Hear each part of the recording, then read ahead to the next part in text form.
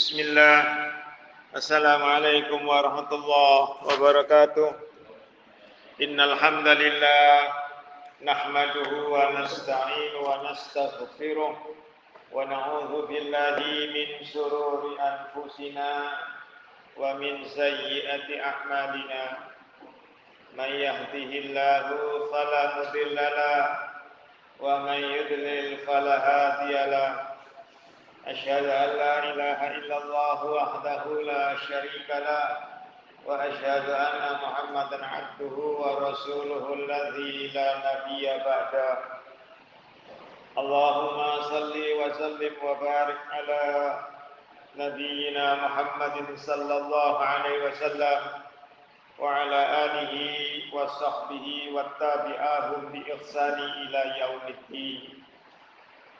قال الله تعالى في كتاب الكريم يا أيها الذين آمنوا اتقوا الله حق تقاته ولا تموتن إلا وأنتم مسلمون يا أيها الناس اتقوا ربكم الذي خلقكم من نفس واحدة وخلق منها زوجها وبث منهما رجالا كثيرا ونساء واتقوا الله الذي تساءلون به والأرحام إن الله كان عليكم رقيبا يا أيها الذين آمنوا اتقوا الله وقولوا قولا سديدا يصلح لكم أعمالكم ويغفر لكم ذنوبكم ومن يطع الله ورسوله فقد فاز فوزا عظيما أما بعد فإن أصدق الحديث كتاب الله وخير الهدي هدي محمد صلى الله عليه وسلم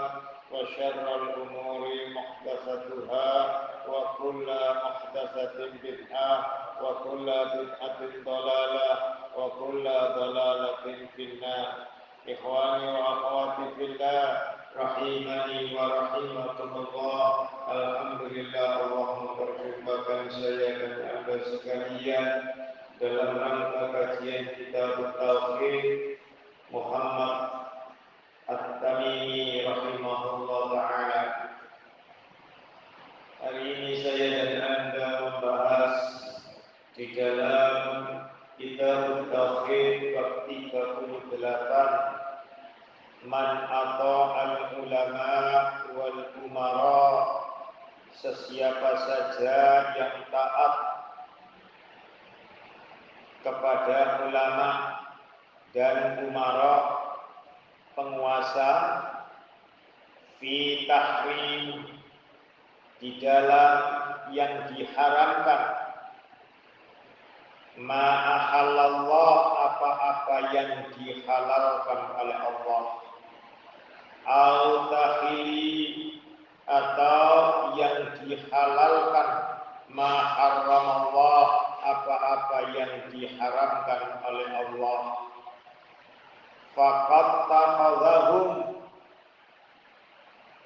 maka sungguh dia telah mengambil mereka itu arbaban, sebagai Rabb, sebagai Tuhan, min dunillah, dari yang selain Allah. Jadi sesiapa saja, berdasarkan judul daripada kitab ini, sesiapa saja yang menjadikan ulama dan umara, di mana mereka ini menghalalkan apa yang telah Allah haramkan dan mengharamkan apa yang telah Allah haramkan, maka saya dan Anda dianggap mempertuhankan mereka. Ya, dianggap mempertuhankan mereka. Padahal saya dan Anda sekalian berdasarkan surat 4 ayat 59,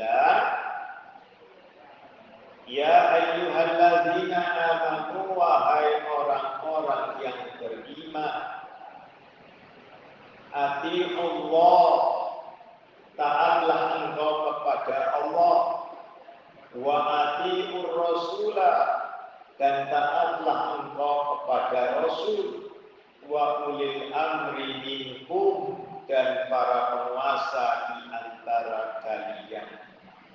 Kata atiullah atiku itu dibagi menjadi dua, yaitu atiullah dan atiur rasul wa ulil amri minkum. Jadi hanya ada dua, nggak ada yang lain. Sesiapa saja yang taat kepada Rasul, maka dia sama dengan taat kepada Allah. Sesiapa saja yang mendurhakai Rasul, maka dia mendurhakai Allah.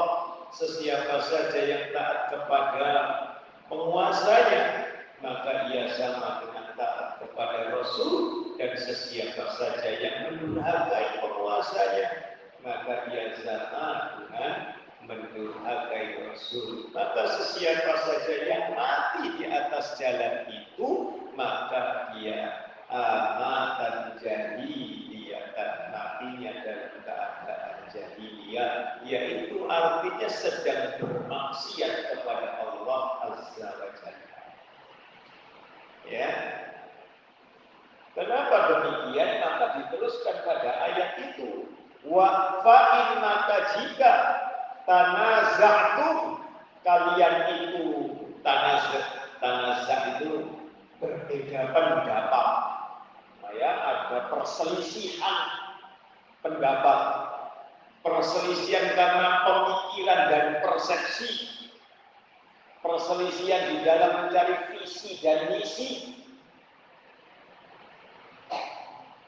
Fi syai'in terhadap sesuatu, di dalam sesuatu perkara apapun itu. Farudduhu maka kembalikan kepadanya. Ilallahi kepada Allah, wa yaitu Al-Qur'an, dalilnya Quran. Ya. Wa rasuli dan rasulnya yaitu As-Sunnah. In kuntum jika kalian itu tu'minun, jika kalian itu beriman billahi kepada Allah wal yaumil akhir dan hari akhirat, zalika yang demikian itu khair lebih baik, wa ahsanu ya naik lagi khair lebih baik, wa ahsanu dan sempurna kebaikan. Oh begitu, karena ahsan lebih bagus lagi takwila akibatnya. Jadi mengikuti Allah dan Rasulnya itu jauh lebih bagus. Jadi berapa banyak yang kita ingkari dari penguasa kita, akan tetapi kita tidak perlu mengangkat senjata atau membunuhkan mereka, itu urusan mereka dengan Allah. Contohnya mereka membatasi kelahiran dengan adanya KB, Islam tidak mengenal KB, ya. Mereka membatasi pernikahan cukup satu, Islam tak. Ya, banyak sekali yang kita ini berbeda, tetapi saya dan Anda tidak boleh mencerca mereka. Tidak diperkenankan sama sekali. Di dalam judul ini bahwa sesiapa saja ulama maupun umar yang menghalalkan apa yang telah Allah haramkan dan mengharamkan apa yang telah Allah halalkan, maka saya dan Anda telah mempertuhankan mereka. Kalau begitu, ulama dan umar yang demikian ini kan membuat syariat sendiri, ya kan? Maka disebutnya sebagai mereka, saya dan Anda ini mempertuhankan ya selain Allah, mempertuhankan mereka selain Allah. Itu sama dengan surat 42, surat Asy-Syura ayatnya 21. Ya. Surat Asy-Syura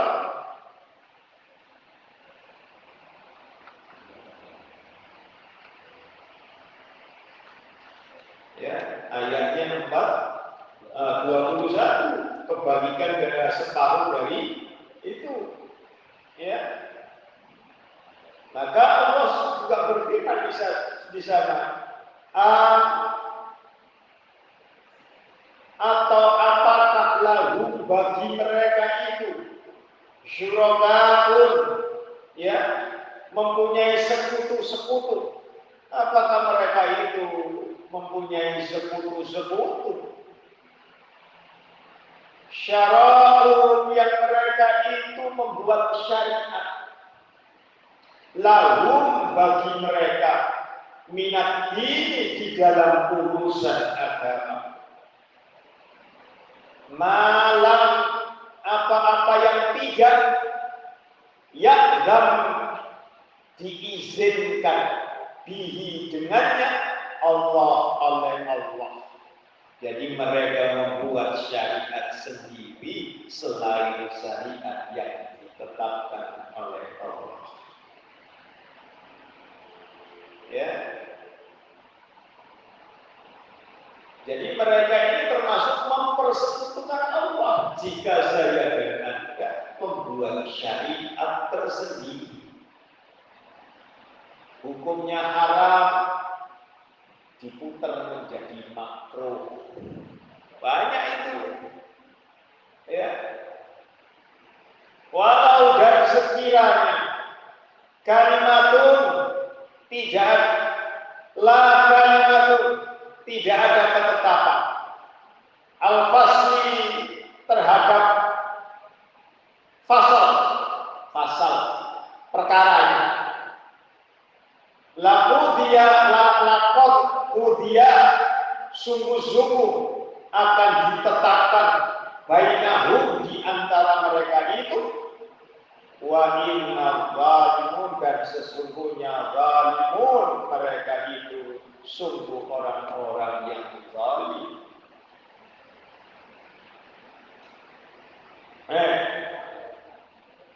Lahum bagi mereka azabun, azab alimun yang pedih. Pakai azab alimun itu orang munafik, ya. Kalau orang kafir, azabun alim, surat 2 ayat 7. Kalau azabun alimun, ini orang yang munafik, surat 2 ayat 10. Ya.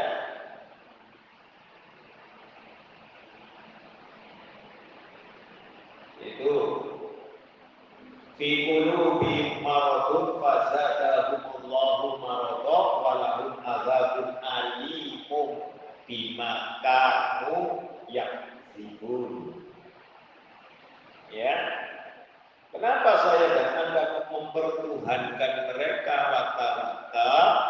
Saya dan Anda ini bebek kepada mereka, memuji. Kalau sudah pas hati kita dengan mereka, ya, lalu kemudian kita ini mengikuti apa kata mereka, ya. Padahal tidak demikian, tidak diperkenankan saya dan Anda. Saya dan Anda yang diperintah mengikuti hujjah, pendapat tidak. Makanya mohon maaf, Anda baca pada bagian pertama dari buku itu, waqala Ibnu Abbas, telah berkata Ibnu Abbas, ya, ada itu. Ya itu. Itu 38 itu. Ya, telah berkata Ibnu Abbas, kan? Ya. Nah, silakan baca, Pak.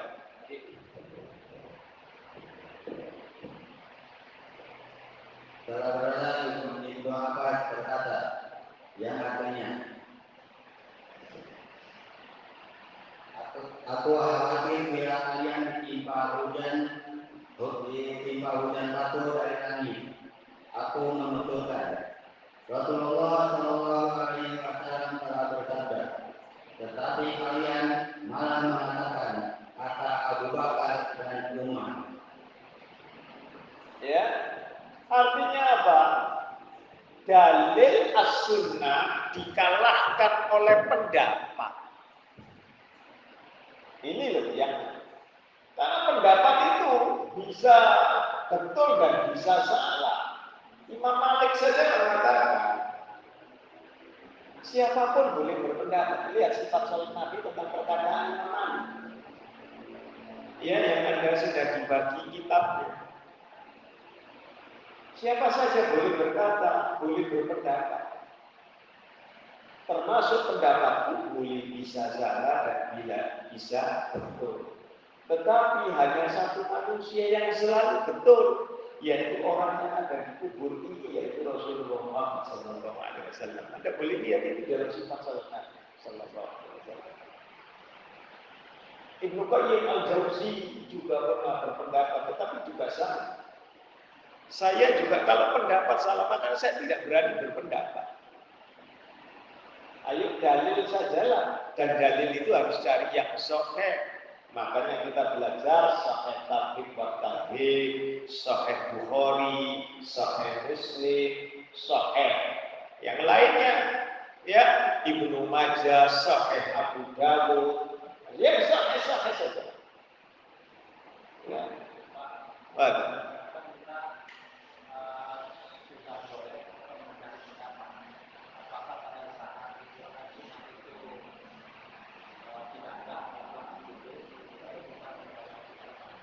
Kalaulah Anda melihat kitabnya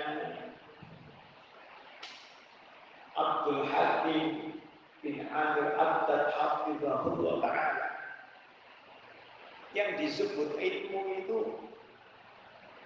3. Qala Allah Ta'ala, qala Rasulullah sallallahu alaihi wasallam, qala sahabat Rasulullah Muhammad sallallahu alaihi wasallam. Saya dan Anda boleh mengikuti pendapat jika pendapat ini mengikuti 3 ini.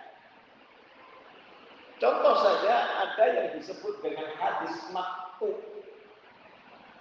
Hadis maqtu itu hadis yang dikeluarkan oleh orang yang di bawahnya sahabat dan hanya berlaku 2 generasi, yaitu tabi'in serta tabi'in. Namanya hadis maqtu. Di dalam hadis maqtu itu saya dan Anda boleh memilih ya atau tidak. Ya, akan tetapi Abdul Hakim menyatakan jika hadis maqtu itu bertentangan dengan salah satu dari yang 3 ini, maka tinggalkan. Karena hadis maqtu itu pada intinya adalah pendapat. Ya, jadi kalau pendapat, jika saya dan Anda mengambil dari orang yang betul di dalam pendapatnya tersebab ada dalilnya, maka saya dan Anda boleh mengambilnya. Tetapi jika tidak ada, maka tidak boleh mengambilnya. Nanti ada ketemu, maka mereka karena dicaburnya itu, maka mereka berfatwa dengan akal. Mesti salah. Kenapa? Masalahnya adalah al-yauma akmaltu lakum dinakum wa atmamtu alaikum nikmati wa raditu lakumul Islam. Pernah dengar doa Allahumma arinal haqqa haqqan warzuqna ittiba'ah wa arinal batila batila warzuqna ijtinaba? Itu ada di dalam tafsir Ibnu Katsir. Lalu Syekh Syukri di dalam kitabnya Syarhul Muhadzab juga ada. Akan tetapi ini tidak ada dalilnya. Jangan karena ini bagus kemudian orang mengambil. Contoh lagi, ya, contoh lagi, doa selamat. Pernah dengar? Ya, di antaranya Allahumma hawwin 'alaina fi sakaratil maut wa najata minan nari wal amwat wal hisab. Itu bagus semua. Tetapi saya mencoba, itu rawahul siapa ya? Nggak jawab. Ya, nggak jawab. Kalau demikian maka saya dan Anda boleh dong ngarang sebuah macam-macam, ya kan? Ternyata tidak boleh. Masalah itu al-yauma akmaltu lakum dinakum. Begitu.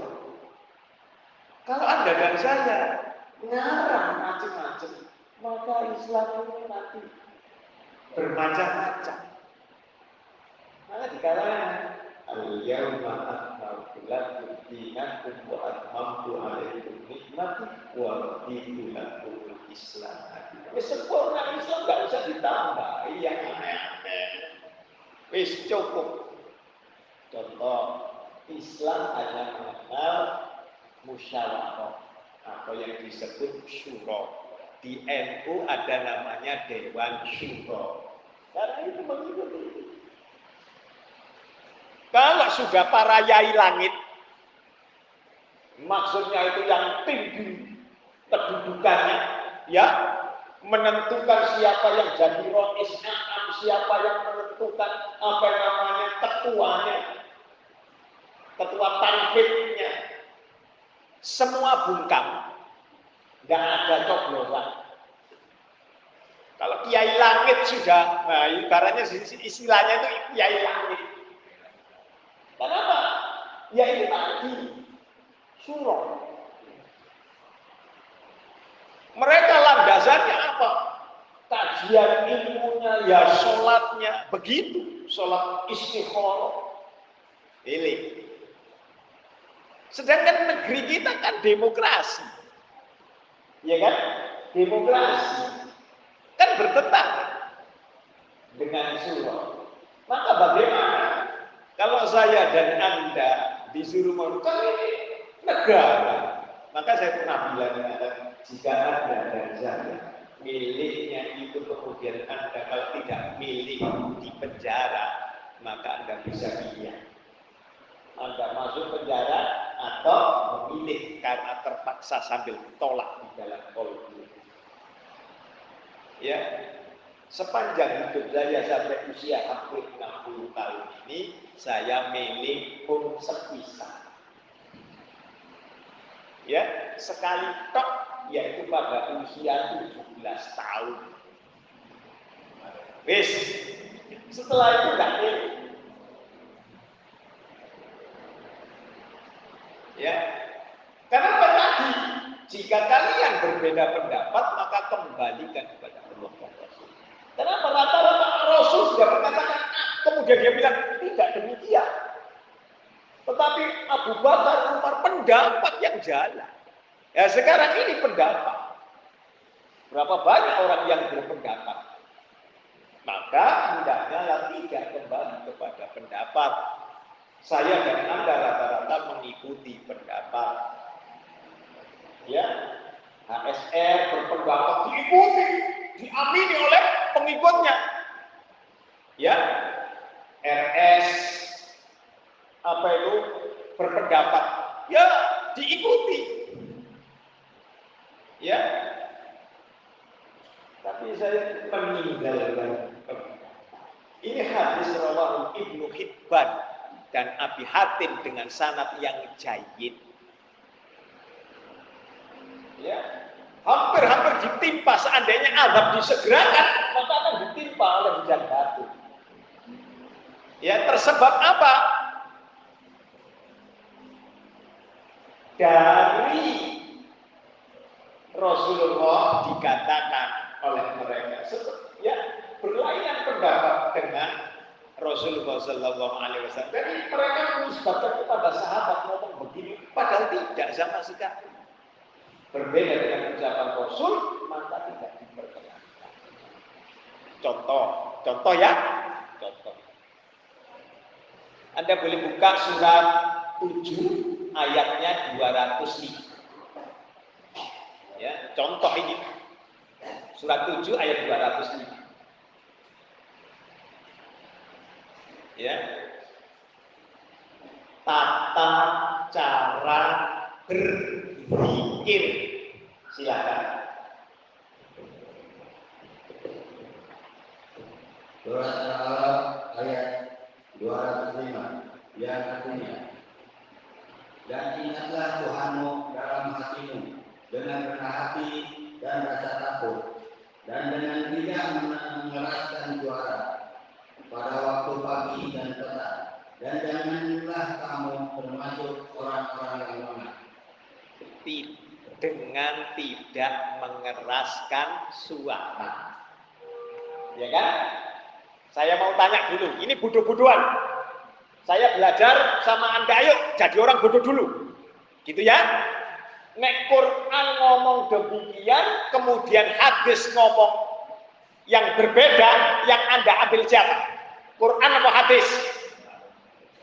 Quran ya? Bener? Ya? Saya tunjukkan. Dalil ini menyatakan bahwa kalau zikir Quran lo ya, dengan suara perlahan dalam hatimu, dengan rasa takut, tadarruan.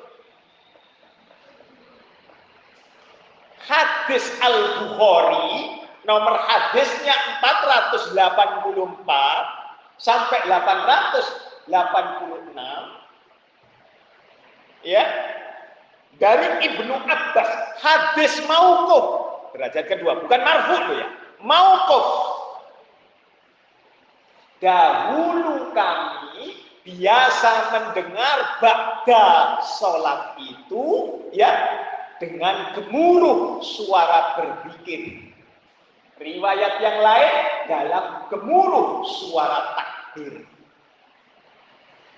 Kawan-kawan kita lalu kemudian mengambil dalil ini sebagai bentuk zikir dengan keras. Ya, astaghfirullahaladzim allazi la ilaha illa huwal hayyul qayyum wa atubu ilaihi, dan seterusnya ya, dengan dikeraskan. Sekali lagi bodoh-bodohan, saya nggak ngerti dalil, misalkan gitu ya. Quran ngomong begini, hadis ngomong begini. Yang diambil tadi apa? Quran. Padahal ini hadis sahih, tentu tidak boleh bertentangan dengan Al-Quran, kan gitu. Maka timbul yang disebut syarah, penjelas. Kalaulah Anda membuka Fathul Bari juz 5 mengenai hadis ini, ya, syarah Sahih Al-Bukhari, Fathul Bari ya, syarah Sahihul Bukhari karya Ibnu Hajar Al-Asqalani rahimahullah taala Asy-Syafi'i, beliau mengikut Syafi'i, ya, dinyatakan bahwa Ibnu Abbas ini pada saat itu usianya antara 8 sampai 9 tahun. Tetapi Ibnu Abbas ini sudah didoakan oleh Rasulullah sebagai orang yang dimengerti akan takwil tafsir Quran. Beliau ini dia mulai kecil sudah punya kepandaian yang. Hadis itu menerangkan, syarah hadis itu Rasulullah Sallallahu Alaihi Wasallam hanya mengajarkan zikir keras itu selama 3 hari berturut-turut untuk mengajarkan kepada para sahabat, ya, formulasi zikir ba'da sholat. Coba Anda teliti, Anda datang ke Jogja, Anda datang ke Bandung, Anda datang ke Serang ini, Anda datang ke Jawa. Yang Anda datangi itu masjid-masjid yang zikirnya dikeraskan, niscaya Anda akan menemui perbedaan di dalam masalah berzikir ba'da sholat. Sampai keliling. Sampai ke Lombok, tempatnya MB Nahdlatul Wathon, pusatnya di Lombok, Selong sana. Makanya disebutnya Tuan Guru, ya, di sana. Berbeda. ketika saya masuk Cilegon tahun 1986. Ya, saya masih muda pada saat itu. Saya ketemu Astaghfirullahaladzim alladzi la ilaha illa huwal hayyul qayyum wa atubu ilaihi min jami'il ma'asi wa dzunub. Saya nggak bertemu dalil tentang tambahan min jami'il ma'asi wa dzunub, belum pernah saya temui. Di Surabaya, Astaghfirullahaladzim li wa li walidayya wa li jami'il muslimina wal muslimat wal mu'minina wal mu'minat al ahya'i minhum wal amwat. Surabaya. Beda-beda. Gini Rasulnya sama, Qur'annya sama, cara berzikirnya kok beda-beda. Ya, khusus spesial imam di Banten ini saya tahu. Spesial imam, begitu salam selesai, Allahumma inni a'udzubika min adzabin nar. Ya, itu khusus imam dulu sebelum istighfar. Ya, kadangkala ketika membaca amin, sebelum membaca amin, makmumnya Rabbighfirli wa li walidayya amin. Tuh, tambahannya dari mana? Dalil. Ketika waladhdallin Rabbighfirli wa li walidayya amin. Dari mana? Dari ayo. Alasannya apa? Itu baik nggak? Baik. Yang dilakukan nggak dengan oleh sahabat? Tidak, ya sudah. Ternyata secara bodoh-bodohan dalil Quran dikalahkan oleh dalil hadis. Tetapi tanpa mau menengok syarahnya. Tetapi begitu ditengok syarahnya, Rasulullah Sallallahu Alaihi Wasallam hanya ngajarkan 3 hari. Rokyunya mulai muncul. Saya dulunya karena ngaji sama-sama di tradisional, jadi saya ngaji ya. Yai, kan itu cuma 3 hari Yai. Sama Yai saya. Ya. Loh ya bener deh. Mong telung dino 3 hari. Nah ini kok terus-terusan. Nah, masalahnya ya Li, tiap hari itu jamaahnya beda-beda Li. Tidak tetap orang itu. Rakyatnya kan gitu kan. Jadi dikeraskan terus-terusan ben semuanya tahu Li. Rakyat lagi. Ya kan? Harusnya orang itu belajar. Contoh lagi, ada dalil dhaif. Dhaif ya. Habis assalamualaikum warahmatullah, assalamualaikum warahmatullah ke kiri. Alhamdulillah, rabbil alamin. Alhamdulillah. Hadisnya dhaif.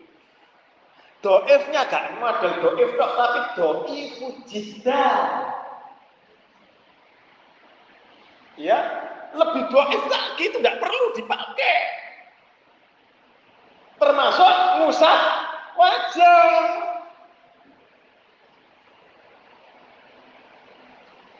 Padahal itu ngusap wajah ini Rasulullah Muhammad Sallallahu Alaihi Wasallam sholat tarawih tanggal 21. Rasulullah sholat tarawih cuma 3 kali tok loh seumur hidup. 9 kali pertemuan dengan Ramadan, Rasulullah hanya sholat 3 kali tok. Ketika pertama kali sholat bersama-sama itulah turun Lailatul Qadar. Di mana masjidnya bocor, netes Rasulullah Shallallahu Alaihi Wasallam ketika sujud campur tanah, campur air di dan itu para sahabat juga sama. Tetapi Rasulullah tidak mengusapnya. Rasul tidak mengusapnya. Sebagian sahabat mengikuti Rasul tidak mengusapnya. Lain sahabat lagi mengusapnya. Apa jawab Nabi? Ya, sesungguhnya itu rahmat. Terserah engkau. Engkau hapus rahmat itu atau engkau biarkan rahmat itu. Karena ada pasir. Ini tidak ada pasirnya, Le. Masjid At-Taubah tidak ada pasire. Wis dipel, belum saya datang tadi sudah dipel. Cek bekas ini garitnya. Kenapa ketika selesai salam dihapus begini? Padahal hadis tadi Rasul tidak menghapus loh ya, dibiarkan sebagian maka kemudian dijawab oleh Nabi tadi. Terserah engkau mau menghapus rahmat atau tidak. Tuh. Jadi yang mengusah begini nih orang-orang. Sejak itu para sahabat tidak lagi yang tadinya menghapus, ya tidak lagi mau mengusap wajahnya. Ini saja jadi perkara yang geger karena berlandaskan hadis yang dhaif. Maka ini terjadi, ya kecelakaan sangat besar. Lalu silakan Imam Ahmad bin Hanbal mengatakan, silakan. Fadhil. Itu tadi buku, lanjutan bawahnya, buku tadi, ya. Sampai pegang buku masih belum selesai.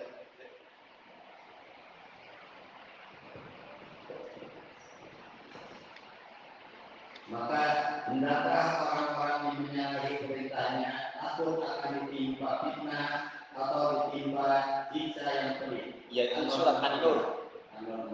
Ya. Terus diriwayatkan dari Ali bin Habib bahwa ia mendengar Nabi Shallallahu Alaihi Wasallam membaca firman Allah Subhanahu Wa Taala yang artinya mereka menjadikan orang-orang lain dan rahim-rahim mereka sebagai Tuhan-Tuhan selain Allah atau batu tersebut. di dalam riwayat itu, ya itu dok ya Pak. Hanya hadisnya itu dok. Imam Ahmad bin Hanbal menyatakan tidak demikian ya. Ada Imam Ahmad bin Hanbal. Ada di atas sana baca itu Imam Ahmad bin Hanbal. Buku Imam Ahmad bin Hanbal mengatakan ini hadis rawahul Ahmad. Ini loh. Imam Ahmad bin Hanbal mengatakan, aku merasa heran dengan orang-orang yang tahu tentang isnad hadis dan kesahihannya, tapi mereka menjadikan pendapat Sufyan atau Ats-Tsauri sebagai acuannya. Padahal Allah Subhanahu Wa Taala telah berfirman, yang artinya, maka hendaklah orang-orang yang menyalahi perintahnya takut akan ditimpa fitnah atau ditimpa siksa yang pedih. Terus Bang, itu masih ada. Tahukah kamu apakah pembagian fitnah di sini? Yaitu sirik bisa jadi apabila dia menolak sabda beliau akan terjadi dalam hatinya suatu kesesatan sehingga celakalah dia. Ini Rawahul Ahmad. Yang disebut fitnah ini syirik tadi berdasarkan surat 42 ayat 21 tadi. Siapa saja yang membuat syariat sendiri selain yang telah disyariatkan, maka dia telah syirik kepada Allah Azza wa Jalla. Tetapi saya dan Anda, kata yai saya, kata ustadz saya, demikian tidak ada. Makanya saya tidak mau ngaji pakai pendapat. Gak. Kalau ngaji pakai pendapat, gak. Kenapa rancu nanti? Damai saja. Sampai buka surat 2 ayatnya 59. Iya, surat 2 ayat 59.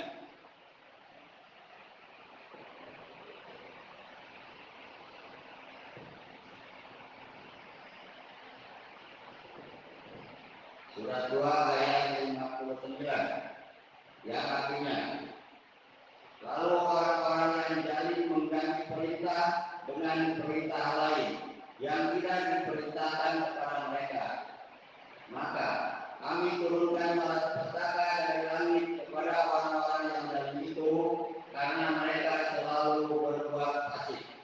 Makanya mohon maaf ya, negeri kita ini tidak akan selesai permasalahan. Dulu masa saya masih melarat, masa kecil saya kan miskin semuanya ya.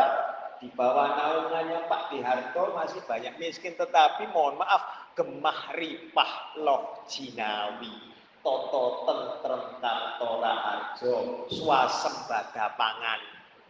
Ya toh? Sampai keluar sekarang impor semua.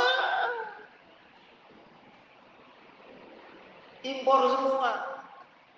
Beras saja impor, semuanya impor. Bagaimana swasembada pangan?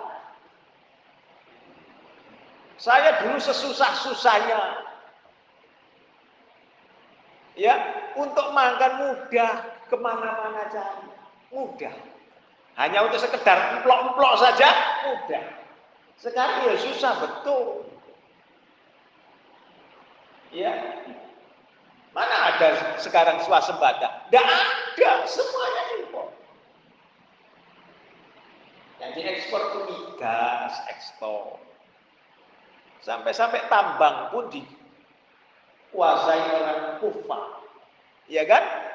Freeport dikuasai Kufa, hingga sekarang dikuasai Kufa. Padahal sesungguhnya semuanya harusnya untuk negeri sendiri, tidak mampu. Karena apa? Ya itu tadi, karena saya dan ada yang mayoritas Islam di negeri ini terbesar di dunia lagi. Banyak kan mengganti yang tidak disyariatkan. Ini masalahnya. Surat 2 ayat 59 itu jalan. Maka azab Allah dari atas dan dari bawah. Ya, kesalahan kita. Jadi jangan, tidak mungkin negeri yang boleh dibilang gersang, makmur. Ya, negeri yang gersang saja jadi makmur. Negeri yang gemah ripah, toto tentrem kartora harjo ternyata seperti tikus mati di lumbung padi. Karena kurang makan. Dari mana berada di lumbung padi kok kurang makan? Kan aneh. Nah itu azab Allah.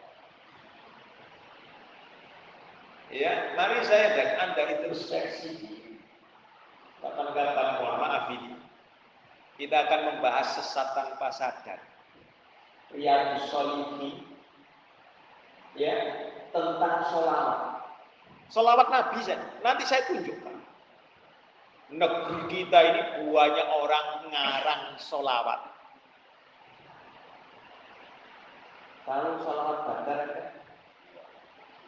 pengarangnya itu kiai dari Banyuwangi. Bukan orang Arab loh ya. Sampai pernah dengar manaqib Syekh Abdul Qadir Jailani, manaqibah. Di dunia ini manaqib Syekh Abdul Qadir Jailani ini ada 6 versi. Seluruhnya dari Indonesia, bukan dari sana. Semuanya dari Indonesia. Dulu saya senang manaqiban. Siapa yang membaca manaqib maka Allah memastikan memasukkan ke dalam surganya Allah. Ya, tanpa pakai pertanyaan kubur. Oh, mana buat dia. Sampai-sampai syahadatnya saya tidak mengenal lagi 2 kalimat syahadat, tetapi 3 kalimat syahadat. Dan itu terjadi sampai sekarang termasuk di Banten. Asyhadu an la ilaha illallah wa asyhadu anna Muhammadar Rasulullah wa Syekh Abdul Qadir Jailani waliyullah. Loh iya benar, ketika saya di Irak itu pernah mempertahankan makamnya Syekh Abdul Qadir Jailani dari serbuan Amerika dan sekutunya. Setengah tahun saya di sana. Itu diantara dijilat masa-masa lampau. Ya, jadi yang model seperti ini enggak ada. Dinisbatkan kepada Rasul Allah. Ini datangnya dari Allah, ini datangnya dari Rasul. Padahal bukan pendapat. Dari mana orang yang mengerti hadis? Kan terjadi sampai sekarang. Ngerti hadis kesohihannya secara sanad, tahu sahih tidaknya. Kenapa mereka mengikuti pendapatnya As-Sauri? Ya, inilah yang terjadi. Maka hendaknya lah saya dan Anda kembali kepada As-Sunnah. Ada pertanyaan? Apa? Iya. Oh, bukan belum ada, belum dibukukan.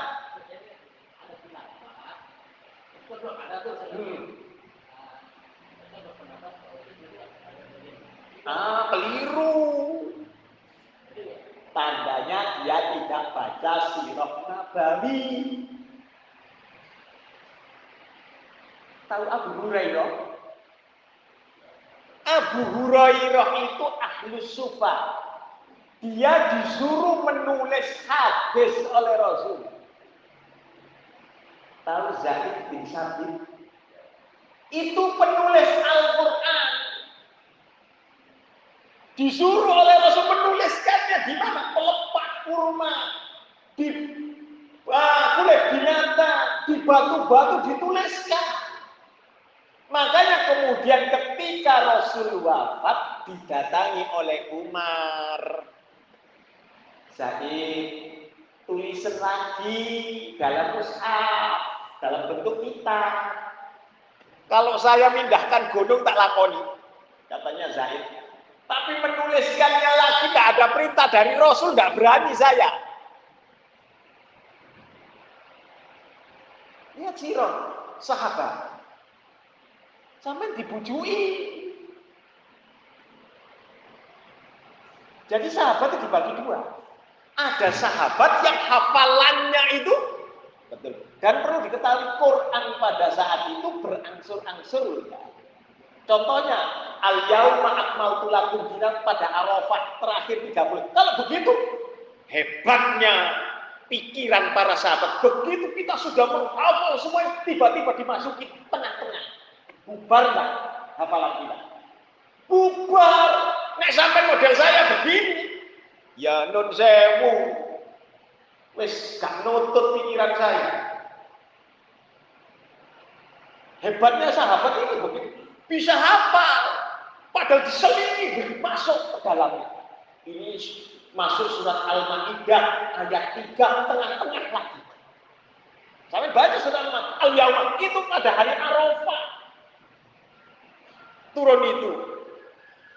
Betapa dahsyatnya para sahabat menerima itu. Ayo. Enggak langsung seperti sekarang ini. Al-Baqarah juga begitu, turunnya beda-beda. Gimana cara menyusunnya? Hafalan mereka kacau. Kalau saya nggak sanggup. Wis, jelas-jelas. Ya, beda sekali. Makanya kemudian disuruh nulis. Kenapa disuruh nulis? Agar seluruhnya ini seragam. Lalu Zaid bin Sabit menuliskannya sampai 3 mushaf. Ya, lalu Utsman baru memberikan titik. Utsman untuk mempermudah, makanya disebut mushaf Utsmaniyah. Memberikan titik, hanya titik tok. Fathah sama dhamma sama sukun tok, enggak ada nun wikoya, enggak ada. Sampai tahu nun wikoya? Ada nun kecil. Ya. Bagaimana caranya ada nun wikoya? Harus mengerti ilmu tajwid. Lalu kemudian hadis lagi, orang kemudian membuat mushaf. Sehingga banyaklah mushaf. Ada mushaf Banten, ada mushaf Lombok. Padahal itu cuma covering toh. Kenapa dinamai mushaf Banten? Kenapa dinamai mushaf Keraton dan yang lainnya? Macam-macam, padahal enggak ada. Ya, pendapat.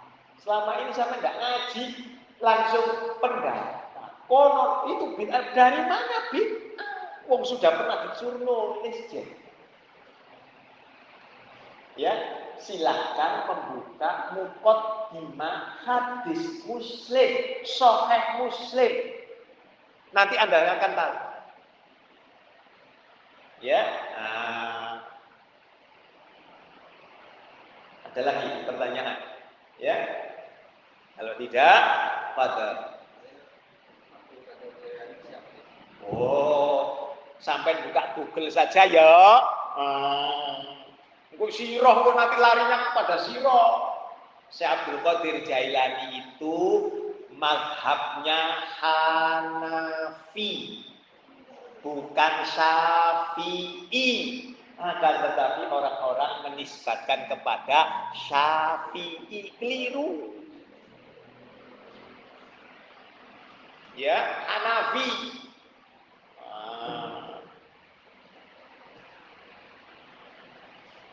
Saya sekarang menuju kajian ini yang setengah jam ini menuju kepada Islam dan penguasa. Kalau buku Anda yang tebalnya 190 itu di halamannya 43. Ya.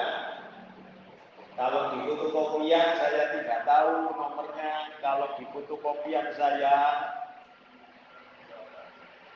itu halaman 30. Ya, kalau di fotokopian saya. Sekarang sudah ada bukunya lengkap. Terakhir 197 ya Pak ya? Enggak, yang baru 190. 190 ya. Nah, ini cetakan yang besar ini ya. Alhamdulillah.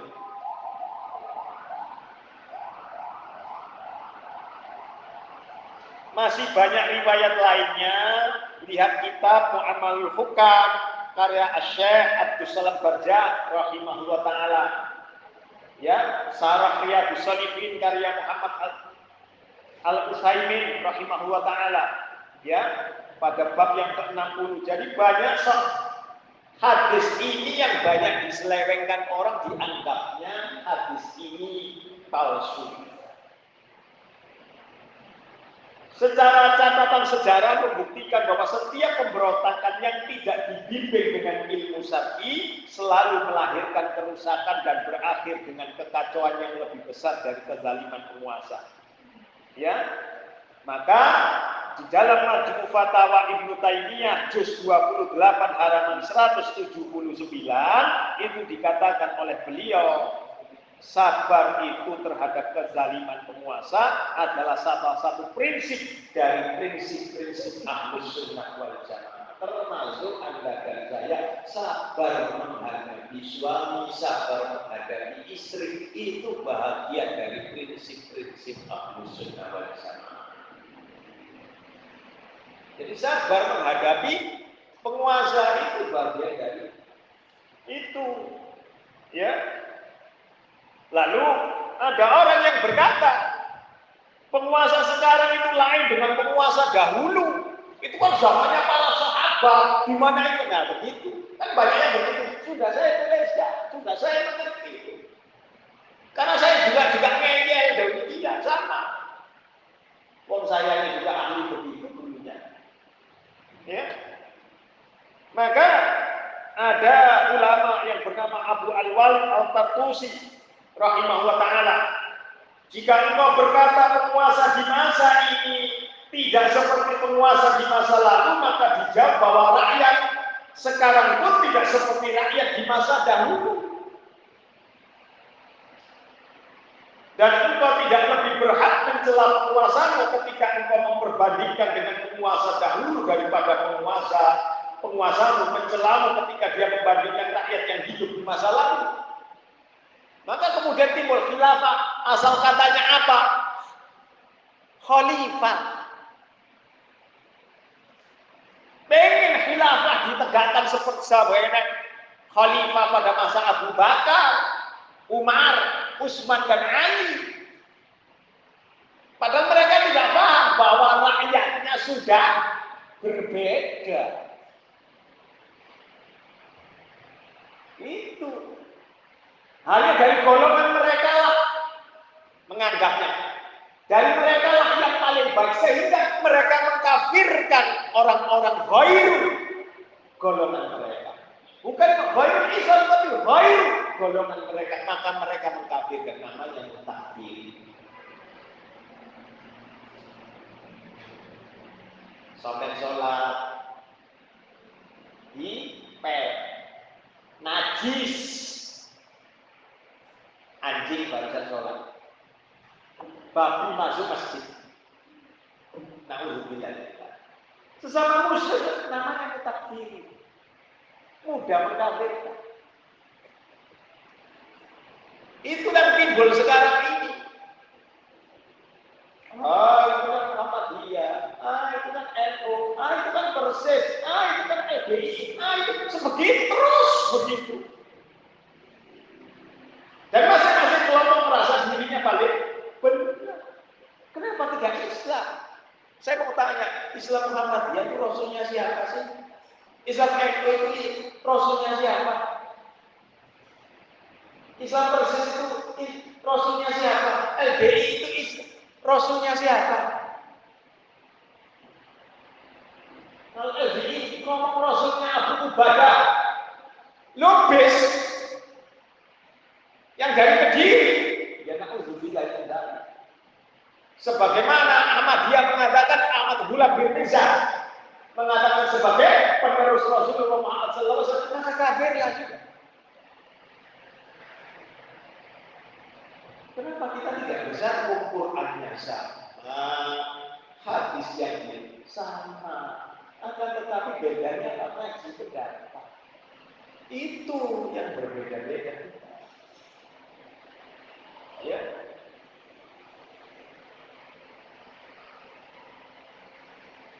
Makanya kemudian Al-Qurtusi ini mengatakan mengambil surat 6 ayat 129, ya, dan demikianlah kami Allah jadikan sebagian orang-orang yang zalim itu berteman dengan sesama orang yang zalim. Orang-orang munafik saling bantu-membantu sesama orang munafik, saling sokong-menyokong. Surat 9 ayat 67. Orang yang beriman juga begitu, saling dukung-mendukung. Surat 9 ayat 70. Itu mesti. Tetapi masalahnya orang munafik ngakunya orang mukmin, itu yang jadi masalah. Siapa yang mau dimunafikkan? Ayo, tidak ada orang yang mau dimunafikkan. Ya, sudah terbit ini bukunya, alhamdulillah. Ya, tinggal ambil, tinggal beli sana, silahkan. Ya, ini penerbitnya At-Taubah sendiri. Maka bagaimana sikap ahli sunnah wal jamaah?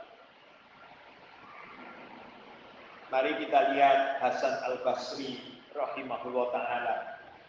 Ketahuilah semoga Allah subhanahu wa ta'ala mensejahterakan kamu bahwa kezaliman para penguasa merupakan azab dari Allah. Ini sesuai dengan surat Al-A'raf. Ya. Karena sebab ini azab dari Allah, maka tidak dihadapi dengan pedang atau pemberontakan, akan tetapi dengan doa, taubat, kembali kepada Allah dan menjauh dari segala dosa. Jadi kalau Allah memberikan kepada saya dan Anda penguasa yang zalim, penguasa yang bengis, yang keji, yang lali, itu bukan karena kesalahan siapa-siapa, bukan kesalahannya penguasa, tetapi kesalahan kita sebagai rakyatnya. Ya. Kalau rakyatnya, mohon maaf, bertakwa kepada Allah, ya, banyak bertaubat, maka Allah menerbitkan penguasa model Rasulullah Muhammad, Abu Bakar, Umar, Utsman, Ali, begitu. Tapi kalau sudah menjauh dari itu, ya na'udzubillah, ya maka semakin menjauh pula. Maka dengan taubat kembali kepada Allah, bukan kemudian istighosah akbar. Bukan begitu. Taubatnya dewek-dewek. Sungguh azab Allah subhanahu wa ta'ala jika dihadapi dengan pedang, maka dia bisa lebih memotong atau menyengsarakan bagi Allah. Jelas itu. Ada demo saja berapa banyak orang yang makan dan minum tidak bayar, menyengsarakan orang. Maka beliau mengambil Al-Quran di dalam surat Al-Baqarah ayat 160.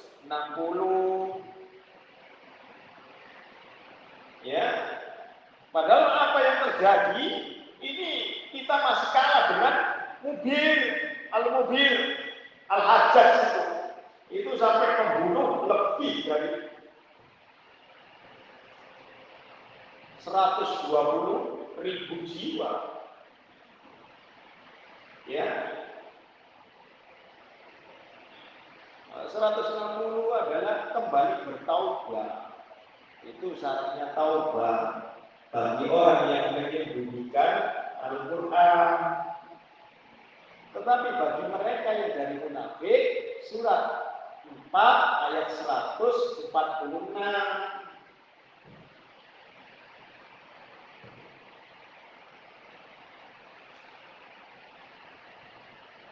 Makanya kemudian saya tuliskan kembali surat Al-Imran ayat 89. Ya. Lalu dikatakan Hudzaifah bin Yaman mengatakan, ya, hadis riwayat itu yang agak sedikit panjang.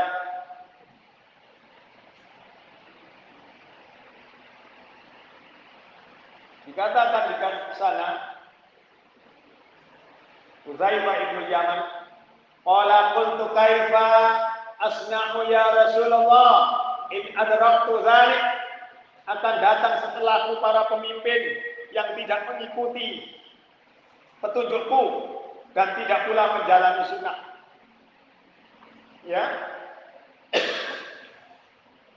Dan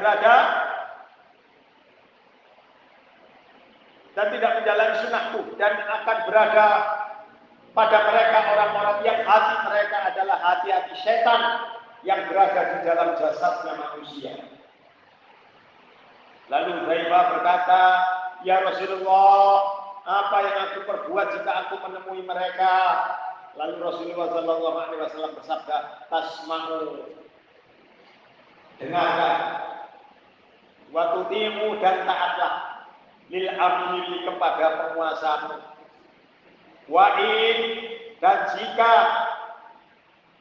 duriba, engkau dicambuk, engkau dipukul, dhahruka, punggungmu, ya, wa ukhidha, dan engkau dirampas, maluka, hartamu, fasma, maka tetap dengarkan, wa ati, dan taatlah. Rawahul Muslim, Sahih Muslim ini 1847 dalam kurung 52. Tuhfatul Ashraf 3385. Jadi nanti akan timbul orang yang tidak berada di atas sunnah Rasulullah Muhammad Sallallahu Alaihi Wasallam. Bentuknya manusia tetapi hatinya setan. Terjadi ya? Apakah ulama di dalam ulama majelis saja, majelis ulama masih ada silang pendapat mengenai orang-orang yang model ini? Karena dari berbagai macam. Maka jika akan datang setelah para pemimpin yang tidak mengikuti petunjukku, kata Rasul, dan tidak pula menjalankan sunnah, dan akan berada pada mereka orang-orang yang hati mereka adalah hati-hati setan yang berada di dalam jasadnya manusia. Sampai segitu ya hadis Muslim. Saya dan Anda ikut-ikut saja merah buntet, katanya orang Madura merah buntet. Lalu di dalam riwayat yang lain, Rawahul Muslim nomor hadisnya 1846 dalam kurung 49, Salama bin Yazid, ia bertanya kepada Rasulullah Muhammad Sallallahu Alaihi Wasallam, ya Nabi Allah, tandanya ini turun setelah surat 24 surat An-Nur ayat 63. Ya, ini setelah An-Nur ayat 63. Ya Nabi Allah, ara'aita in qamat alaina umara, bagaimana menurut engkau jika para penguasa kami itu menuntut hak mereka? Yas'aluna haqqahu wa yamna'una haqqana. Sedangkan mereka itu menolak untuk memberikan hak kepada kami. Apa yang kau perintahkan kepada kami? Ta'muruna, fama ta'muruna. Apa yang kau perintahkan kepada kami? Fa'arada anhu thumma za'alahu, fa'arada anhu thumma za'ala. Fithaniyah, mendengar hal tersebut Rasulullah Sallallahu Alaihi Wasallam berpaling hingga 3 kali. Beliau terus ditanya mengenai hal itu, lalu tetap beliau berpaling. Namun didesak oleh As'ad bin Qais, barulah beliau bersabda, ya, isma, dengarkan, wa atiku, dan taatlah. Ya, kepada mereka para penguasa ini. Fa innama, sesungguhnya, alaihim, atas mereka itu, ma hummilu, apa-apa yang mereka tanggung. Wa alaikum, dan atas kalian, ma hummiltum, apa-apa pula yang kalian tanggung. Jadi sama-sama menanggung perbuatannya sendiri, nanti kelak bisa baru. Tidak mungkin yang jadi presiden itu tidak bakal mati, pasti mati. Tidak ada yang menungsuni terus-terusan jadi presiden kayak pulang menungsuni jadi boleh, tidak ada, mesti mati. Jangan harap masing-masing akan bertanggung jawab. Hal ini adalah mewajibkan dan membebani para penguasa untuk berlaku adil atas manusia, dan kita pun juga berlaku adil kepada mereka. Sudah tenang saja, ya. Karena kalau saya dan Anda tetap bersabar, maka saya dan Anda akan mendapatkan pahala dari sisi Allah. Maka Anda boleh lihat yang dikaji di sini ini Syarah Riyadhus Shalihin, karya daripada Syekh Utsaimin, ya. Azhar.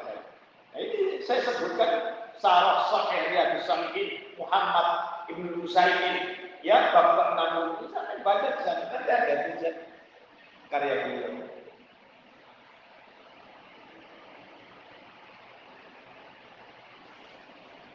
Bahkan yang berat dari Ummu Salam. Ummu Salam ini salah seorang istri Rasulullah Muhammad SAW. Rasulullah SAW bersabda, innahu yusta'malu alaikum umara. Akan ada meninggalku nanti pemimpin yang kalian itu mengenalnya. Wa ta'rifu wa tunkiruna, dan mengingkari keburukannya. Faman kariha, maka sesiapa saja yang membencinya, faqad bari'an, maka sungguh dia terlepas diri. Jadi saya dan Anda tidak boleh membenci penguasa. Ini termasuk berlepas diri, sama dengan, mohon maaf, istri kita sudah membenci diri kita, maka itu berlepas diri. Tali ikatan perkawinan ini sudah mulai rapuh kalau istri kita sudah membenci kita sebagai penguasa. Nah, sediakan makan, ambil dewe, lagi marahan, terus-terusan, kuat nggak laki-lakinya? Bisa nggak ya? Mesti begitu. Ayo, pengen tahu. Ini loh dalil. Ya, maka siapa saja yang membenci penguasanya, maka dia sudah mulai ada ras tali melepas diri, berlepas diri. Wa man ankara, dan sesiapa saja yang mengingkarinya, faqad salima, maka sungguh dia telah selamat. Artinya taat, tidak lagi.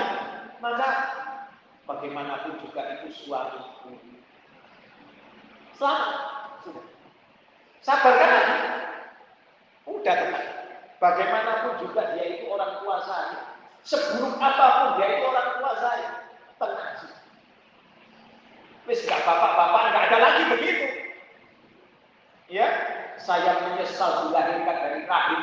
Wah, keliru sudah, tidak ada yang model begitu. Ayo, menyesal dari mana? Ibumu nanti kalau kamu ngomong begitu, ibumu juga ngomong, saya juga menyesal mengeluarkan kamu. Begitu. Seandainya bisa kembalikan kamu ganti orang saja yang taat, mesti begitu. Tetapi walakin akan tetapi sesiapa saja radiya, yang ridho, ya, benci, ya, wataba, maka berarti dia mengikutinya. Begitu. Lalu kemudian para sahabat bertanya, qalu ya Rasulullah, ala nuqatilu, apakah kami akan memerangi mereka? Lalu Rasulullah sallallahu alaihi wasallam mengatakan, la ma shalla, jangan selama mereka itu masih menegakkan sholat. Ai man kariha fi qalbi wa ankara fi qalbi, maksudnya orang yang tidak menyukai cukup disimpan di dalam hatinya. Saya tidak suka suami saya, cukup di dalam hatinya saja. Dan orang yang mengingkarinya juga demikian, cukup disimpan di dalam hatinya juga. Sama dengan Anda kemarin kita berbicara mengenai istri, ya. Jika engkau itu membenci mereka, maka hanya satu sifat, tetapi sifat yang lain masih banyak, akhlaknya. Kita sudah belajar seperti begitu, maka simpan di dalam hati saja. Kekesalan kita kepada istri kepada suami, simpan saja di dalam hati. Kalau tidak, hidup rumah tangga ini mesti akan pecah berantakan. Sama. Penguasa begitu juga, negara ini juga demikian. Ya, istri kita yang kita nikahi ketika masih gadis, indahnya bukan main. Sudah ada wanita yang lebih indah selain istri kita, kan gitu. Tapi kalau sudah punya anak, sudah besar, sudah dewasa, badannya sudah melar, segala macam, sudah tidak indah lagi. Sing rusak apa? Ya kan? Karena ya itu maka saya dan Anda sudah harus sabar. Dia juga sabar dengan kita, maka kita pun juga harus sabar dengan mereka, sama dengan pemimpin. Bahkan mohon maaf ini. Kalau Anda jadi imam, kemudian ada makmumnya yang tidak suka dengan Anda, jangan memaksakan diri jadi imam. Ya, kenapa demikian? Wah, saya tidak suka dia. Kenapa kamu tidak suka? Bacaannya amburadul. Jangan memaksakan diri jadi imam. Menjadi imam saja sudah beratnya bukan main. Ya, demikian pula penguasa, tidak sembarangan. Maka Rasulullah SAW pun bersabda bagaimana dengan penguasa yang baik.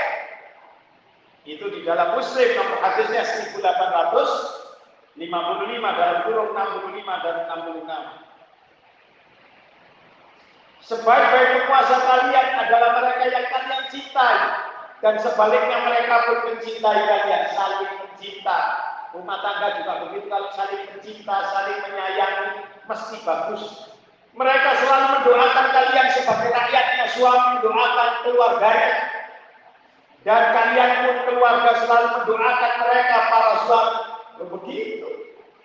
Sedangkan seburuk-buruknya penguasa kalian adalah kalian membencinya. Dan mereka pun juga membenci kalian. Yang kalian melaknatinya, dan mereka pun melaknati kalian. Timbal balik. Kalau ini dalam rumah tangga ya sudah pecah. Saling membenci dan melaknati sudah tidak ada. Mesti akan apa yang diberati? Anak, wis lupa semua. Maka para sahabat bertanya, ya Rasulullah, apa kami akan mengadakan perang pemberontakan? Jawab Nabi, jangan selama mereka masih mendirikan sholat di antara kalian. Alhamdulillah Indonesia ini presidennya mulai awal sampai akhir ini masih Muslim semua kan? Masih Muslim semua, tidak ada yang non Muslim. Masih Muslim semua. Entah kapan nanti kafir menunggu pilihan, cuma menunggu pilihan kita. Boleh jadi nanti suatu saat nanti ada yang kafir walaupun mayoritas Muslim.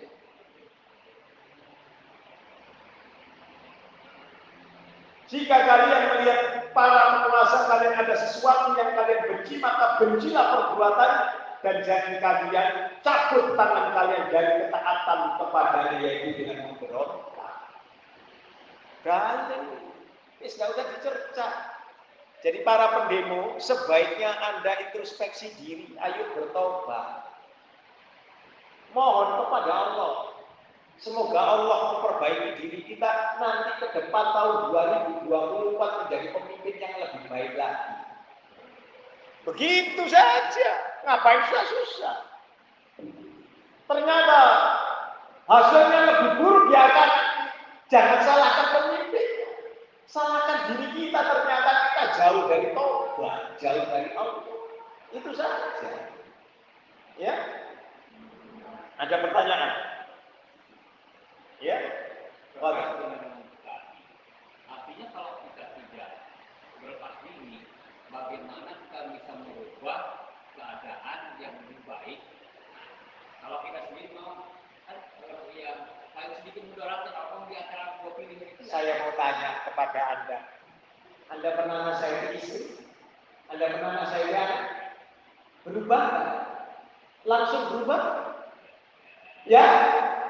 Beratnya ngadepi satu saja, beratnya begitu. Apalagi ngadepi banyak. Anda penguasa yang kecil di rumah tangga saya saja tidak usah. Saya ngajari Anda ini. Ya, banyak ngajari Anda katakan begitu.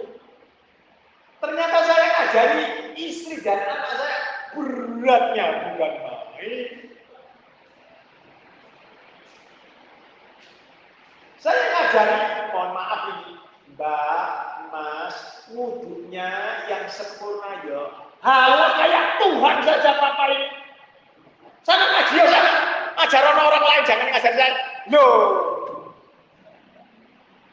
Kudu tak gintes saya. Padahal anak saya tanda bahwa ya Allah. Hidayah milik Allah. Saya nggak bisa memaksakan. Saya hanya bermohon kepada Allah walaupun hati saya nangis. Anak saya yang dasarnya surat 17 ayat 23 ngomong begitu sudah durhaka ini. Tetapi saya dan Anda menjadi pemaaf enggak? Memaafkan mereka. Boleh jadi karena kesalahan kita. Begitu. Mau mengatakan saja di dalam surat itu, surat 17 ayat 23 sudah durhaka, apalagi yang ngomong bisa, nggak usah ngatur-ngatur aku. Saya sudah bisa ngerti sendiri. Saya bisa sholat kok. Sama istri saya, anak saya bungsu. Mas, sholat di depan TV, kan TV malah mati, biar mamanya bisa lihat. 2 rakaat atau 4 rakaat. Mama ini kayak Tuhan saja, begini. Kayak malaikat saja. Percaya saya 1 rakaat kan urusan saya. Tidak bisa orang lain. Tengok diri pribadi saja. Nek sampai nggak ngalami ya, Mas bangun langsung bangun. Anak saya juga, anak saya enggak. Maksudnya nggak ada bedanya gitu loh ya. Sama. Ya, sampai di sini dulu. Kurang lebihnya saya mohon maaf ya. Subhanallah wa bihamdi asyhadu an la ilaha illa anta astaghfiruka wa atubu ilaik. Assalamualaikum warahmatullahi wabarakatuh.